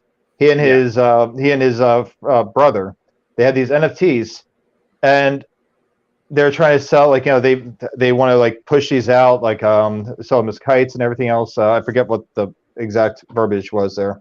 The NFT kites of Buddy Christ. Yeah. But then, like, Randall has a heart attack. He has what's called the Widowmaker, the exact same heart attack that Kevin Smith had. Yeah. Of a couple years back, which caused him to change his entire lifestyle, everything, how he ate, how he took care of himself. He's more active now. Like, I mean, I've passed by Kevin Smith 2 or 3 times at Runyon Canyon. He goes up there a lot. I didn't know it was him until, like, get like 40, 50 feet. And at that point, I'm not going to run after him, you know? But he hikes at Runyon Canyon all the time. Well, him and a few other celebrities, but whatever. But the thing is so Randall, he narrowly survives his heart attack. Comes out and decides he wants to make a movie. The doctor dressed as the witch. Oh God, yeah, dressed as a witch and everything else. He's telling him that he's going to die. Yeah. And then he was like, I don't want to pull my underwear down because I've been lying to my friend like our entire lives saying that I have a really big dick, but I don't have a big dick. It's so stupid. But either way, so he survives, he comes out, and he wants to make a movie. And this is pretty much Kevin Smith talking about what he went through to make a movie. Because there's even a great scene where Silent Bob's a cinematographer. And he's so frustrated about the interior of the Quick Stop, and he refuses to film that movie unless they can film in black and white because the lighting is so atrocious. If I don't film in black and white, I don't film this movie. And it's like, you should close the shutter so that way light's not flooding in here, and yeah, like all that stuff. So this whole movie goes down, and you have Randall that isn't taking Dante into consideration with everything Dante is going through because he's still grieving Becky. He still misses her. He lost everything. Becky and their kid. They both died in this accident, so he's by himself again, just him and Randall. So we don't really go into that in the movie because Dante does not have the spotlight in this. This is all Randall. We check in with Dante a couple of times, but for the majority of this is from Randall's perspective. We know Dante's going through a lot. We know why Dante is going through what he's going through, but I think from the perspective of Randall, we see Dante just doing his best to hold everything together, especially as this movie about Randall's life, as he keeps saying all throughout. It's my life. It's my life. It's all about him, and he's not realizing that it's also Dante's life, but it's also making Dante kind of relive the best and worst. Oh yeah, like they try to do the donkey show and everything else. They go back to the movies that they used to work at. They want to try to do the donkey show kind of like scene. Mm-hmm. And Dante is so freaked out by this that he runs off. He throws his movie shirt down and he runs away. But the whole time, like, one thing you see with Dante is that he has like Becky's ghost next to him, like whenever he's struggling with something. You guys see, like, that's where we see Rosario Dawson is through the perspective of her ghost. His grief is where we see Rosario. But then it goes back to Randall. And by the way, Elias has renounced his religion and started worshiping Satan. That's right, because Satan answered his prayers and not God. But this whole movie goes by. They're filming like the last scene, and Randall and Dante get into it. Dante shows up drunk. After the whole movie thing fell through, he shows up drunk to the Quick Stop, and is in he's in no shape to really do anything. Mm-hmm. They try to recreate a scene from the original Clerks. Salsa Shark. And the Salsa Shark. And Dante starts thinking back on a few things, and then he just really relives some things and starts, like, a lot of his trauma comes through. And this is where you, like, really see these characters. Like, at first you see, like, Brian O'Halloran. You see his acting chops on full display here. For like the first time ever. it is such a raw performance. I'll tell you right now, everything, and as someone that knows what that character is dealing with, I've dealt with that level of grief. I know how bad that is. Like, everything he said, I'm in the theaters. I'm in tears watching this. Like, I relived a few things just watching him. That's how good he was. That's how amazing a job he did. I relived a few things. I came out of that theater mind fucked. Absolutely. But when he's like, just like, the line where he tells Randall is like, "Oh, but you could have died." Randall's like, "Yeah." It's like, well, some of us did die. And he delivers that line. You see Randall just like, shit, like just like shut him up. And he's like, I've been dead inside for 15 years. And they go on this whole rant, whatever. Dante ends up having a heart attack right then and there. Mm-hmm. So now they switch places, but Randall is still Randall. Yeah. Randall is still like, oh, well, I survived a heart attack. He's going to survive too. It's nothing. Yeah, Randall looks at Dante and he's like, he's stronger than me, so of course he's going to get through this.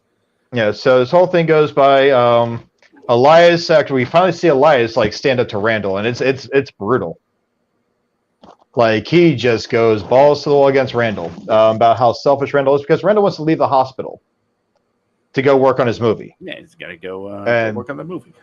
And Elias gets on it because he and Dante stayed there all night long waiting for him to get out of surgery. All night. To which, like, Randall doesn't really take the ass chewing too well, and he runs home to work on his movie. He's told by the hospital staff to get out. Like, he runs home to do the thing with the movie. He returns it with help of Jay and Silent Bob to distract the hospital staff, and he goes in and he shows Dante the movie that he put together. But it's Dante watching a movie about his own life.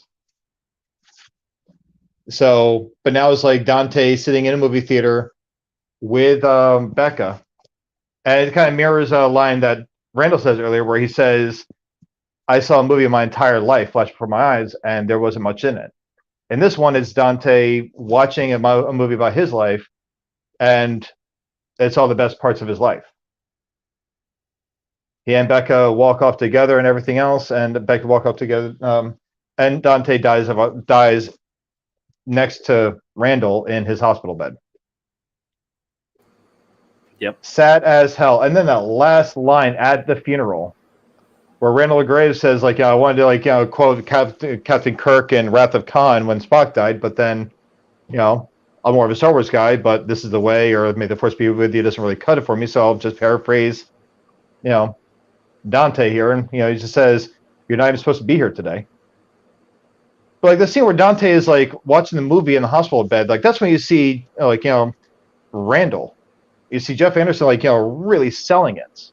For the first time, we see Randall actually broken. Or not broken, but breaking.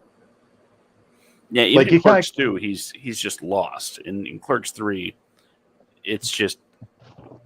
Yeah, Clerks 2, you see, like... Clerks 2, you see, like, a little bit of a fraction of him breaking when he snaps at Dante and says, I'd buy the quick stop and fix it up and open it myself. Mm-hmm. Like, you kind of saw that one scene. In this, you have Jeff Anderson, like, I mean, these are characters, like, these are two people that have been friends their entire lives, best friends. No matter how selfish Randall has been, Dante has been his best friend. And no matter how selfish Randall is, he has always been Dante's best friend. So they're like more or less like best frenemies, I guess, best way to put it. You're a cigarette. Yeah, you're a cigarette. But so Dante passes away. And it cuts to Randall being by himself with Elias, and Jay and Silent Bob, I guess, as like their usual thing, whatever they do.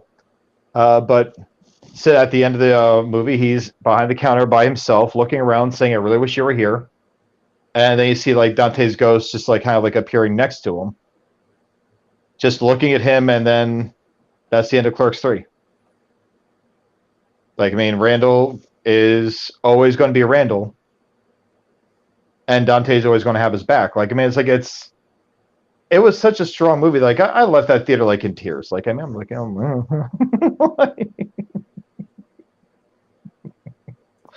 but probably some of the most beautiful and powerful writing I've seen in any Kevin Smith's Askew films was in Clerks 3. Yeah. Like the whole like thing about like Dante when he's snapping at Randall about how I was this close to my happily ever after, them just one drunk driver later, you know, nothing. He says end credits, followed by fuck you and fuck you, and like he's just going off like, you know, I quit as your producer and I quit as your friend. And then he almost said his key phrase, I'm not even supposed to be here today, but he has a heart attack halfway through his sentence. So, I mean, it's a sad ass. I mean, it's great, but it's definitely like the more emotional of Kevin Smith's movies, hands down. Yeah, like he got so much flack from people saying it's like, oh well, he had to use death to like make a movie. Like, I think everything he did in Clerks 3 is extremely tastefully done. And let's not forget that originally Dante was supposed to die in 93. Oh yeah. Wait, so he finally got around to killing the clerk. But then he says like when he's remaking that one scene, it's like, what's this? Like, I'm gonna have the guy shoot you. Like, what? You want to kill me off? It's like, well, so make another sequel of my hack? A lot of kind of nods towards some of the inside jokes and stuff from over the years when it comes to the Askewniverse. A lot of things came to a head. We see Lando from the animated series make an appearance. Yep. As the dad of the high school journalist. We hear the line, "Well played, Clerks." Oh yeah. Yep. Emma. Yep. The ex from Clerks 2. She shows back up and actually has a pretty significant part in the plot because that's where Dante gets the money for Randall to make the movie. Dante goes to his ex to get this money. Yeah. And puts up his half of the store. And turns out we never finished said that Elias, as Randall put it, found his own silent Bob in the blockchain. So at the end, as they realize, blockchain comes in and, starts like, it's sold. The NFCs, they sold. And Randall's like, he can talk? Yeah. So Elias becomes a millionaire like instantly. And what was it he says? I could never earn my spot in this place, but I could certainly buy it. He just starts throwing money at Emma. It's like he throws the bricks of money at her face, like, oh God. I need to see that movie again. Well, in October, it's going to be in the end of October. It's playing in Orlando for the road show, and I'm still thinking about making that trip, even though I'd already seen the movie. But you should Q&A. Go get yourself a photo op with Kevin Smith afterwards, and have a few words with him.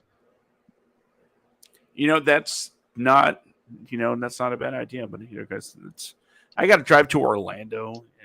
I know. But I think when it comes to Clerks and Clerks 3 in particular, we almost get a kind of a meta look at the entirety of Kevin Smith's writing style in this one movie, because it opens up with a very much Clerks dialogue style. Oh yeah. With conversation after conversation, nothing really going anywhere. It's just a bunch of people talking about things they like. But as the movie progresses, it's almost like taking a look at the advances Kevin as a writer made over the years, because it just kept getting better and better and better until, we finished with this heart-wrenching moment of Dante. And who the hell knew O'Halloran had that in him to put that kind of performance in Clerks 2. Well, let's start with Clerks. In Clerks, it was just, I'm not even supposed to be here today. Clerks, he was whining. This one is Clerks 2. He was more angry and frustrated. Yeah, and longing. There was longing in his. As he looks at Becky, he's like, this that's one, it was what I like, really want. This was anger and grieving, 100%. Most of it, like that's what this was. I'll tell you right now, watching O'Halloran, watching Brian O'Halloran play that character, all I can say is like, to Kevin, dude, bravo on capturing what that is like.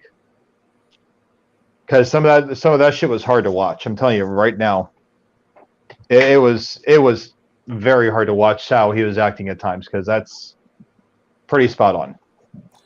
And before we get out of here, I would feel very bad if we didn't specifically talk about Veronica. And oh no, Marilyn kicked ass. Like, it was great to see her back as Ronnie. It really was. She did a great job in Clerks all those years ago, and to see her come back and still looking amazing as hell too. Still looking amazing, and propositioning Dante after. Yeah. And that scene, the moment where she's chewing them out for like, how could you write this? How could you write this movie? This is insane. This is awful. This is my life too. And she says that she has how did she put it? She has a career and she has a family, and she's like, oh no, that was not a good thing to say. Oh yeah. Because then Dante, she runs out, hides in the car. Dante goes to console her, and then it's working. It's like they're like old friends, like talking, but these friends had a romantic past at some point when they're 20s. Mm-hmm. And it's like, as she looks over, it's just like, out of nowhere, you want to fuck? Like the fuck? And then the whole thing, like the whole car is shaking. Like, does this mean that she's in? Like, no, I think this means that Dante's in her. Oh man, Clerks 3. If it's not the bookend to the Askewniverse, I wouldn't be upset, because we know there's still a script floating out there for more Mallrats. So there's that, and I wouldn't mind, even though at the end of the credits we get that audio of Kevin Smith talking about what happens to Randall, where he's still making movies at the age of 90, but also working at the Quick Stop. So he's kind of getting the best of both of his worlds. Yep. And I think the last thing I can really think of was Harley Quinn being in that last shot. Oh, the new milkmaid. That she worked there, and she was wearing an employee shirt. Oh, okay. And it's not just a cameo for the sake of a cameo. In a way, she came back as Millie. Yep. So to bring reboot into it, I guess Jay got her a job at the Quick Stop. Oh yeah. Like, I mean, I'd be interested to see what else Kevin Smith cranks out as far as the Askewniverse goes. It's sad that Dante is no longer part of it, but it's one of those deals where Dante and Randall Graves, like that, their banter in the movies where they were in, it was always hysterical. I may not care for the first Clerks, but the banter between those two was absolutely hysterical at times. Clerks 2, hysterical as hell. Jay and Silent Bob Strike Back, just as hysterical. But this one, I think this is a good place to close the book. But the thing is, Kevin Smith, if he makes more, and I'll still watch him. Mm-hmm. The great thing about Kevin Smith is that he makes movies that he wants to watch. But on that note, I do have to get going. It's getting late. I gotta get ready. So, either way, Yeah. I will close out my side here. Unless there's something you want to bring up before we close off. The only thing that I can think of is the funny thought that, these guys shot a movie in 2018, something like that, called Shooting Clerks. They made a movie about making clerks, right? And they made still has yet to be released because it's been in post-production for 3 years at this point. Yeah. And Kevin Smith makes basically the same movie inside his movie, and it's just weird. There's going to be 2 movies about making clerks now. Yeah. Didn't see that coming. But I want to see Shooting Clerks, and hopefully it finishes up everything soon. And if I'm not mistaken, Kevin Smith's actually a producer on that. Yeah. They help the guys get it done, or at least get it made. All right. But I do have to get going. Okay. Got to go. Instagram. Sorry, buddy. It's, I didn't realize how late it was until I looked down 5 minutes ago. Now follow me, Instagram, bjacksman82, Facebook, Brennan Junk. There's a few profiles with Brennan Junk attached to it, so I guess just flip a coin and take a guess. Follow us on the WADcast on Facebook, facebook.com/the WADcast. Instagram, also the WADcast. You'll know both by our profile picture. It's a black picture with a white banner that says WADcast on it. And that's pretty much it. But I have to get going because I got to get ready for work. So you guys have a fantastic Friday night. Be safe. And Josh, I hope you enjoy the fact that I have a Fun Employee shirt and you don't. Yet. Right now you don't. So okay, I gotta go. Love you guys. Have a great night. Get out of here. See you next week. Bye. Well, I guess that means it's the end of the show. And I'm going to add a little twist to tonight's final thought. Because while I do always encourage you to create your art, no matter how skilled you think you are, I think tonight's message should be a little more direct, a little more focused on something in particular. As you know, the only thing standing between you and your dreams is you. There is a man out there that symbolizes this perfectly, and his name is Kevin Smith. So first of all, I want to say thank you, Kevin Smith, for giving us damn near 3 decades worth of entertainment and counting. It's not over yet. I'm not calling this. You're still making absolutely wonderful material, and I find myself always enjoying the fruits of your labor. But the thing is, you embody everything that we at the WADcast are trying to do with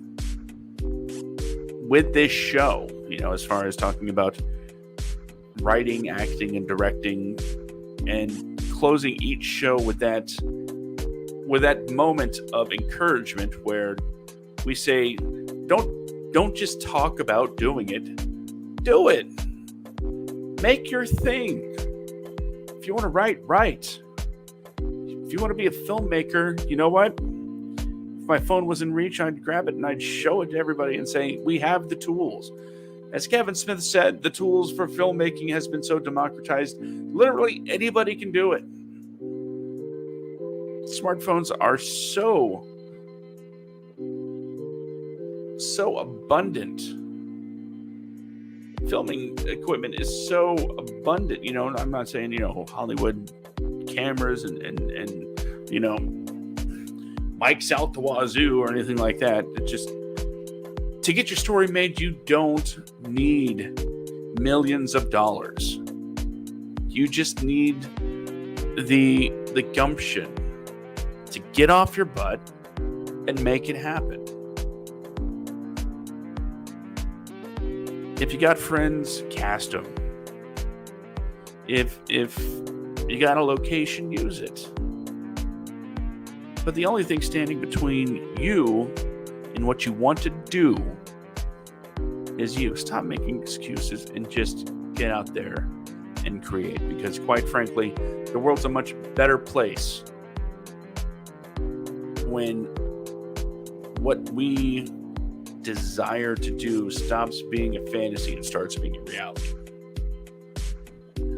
Okay, well, if you want to find out more about what we do here at the WADcast and all of the other great shows from Wadco Media, it's a real company. How about that? Just go on to wadcomedia.com. That has all the pertinent links to the socials, including, you know, the Instagrams and the Facebooks and the Twitters.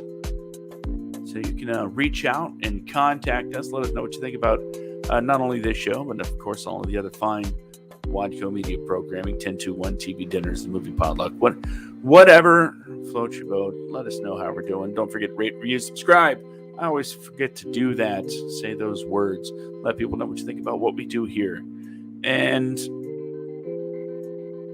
yeah, this has been episode number 105 of the WADcast, Writers, Actors, Directors podcast, where we talk about all things writers, actors, and directors. It's been a pleasure talking to you tonight, and it's definitely been an enjoyable journey to talk about the work of one of my personal creative heroes. So I'm gonna head out of here. And I hope all of you out there have a wonderful week. Hope to see you back next week, 10 p.m. Eastern, 7 p.m. Pacific, right here on the WADcast. So until then, have a great week. Laters.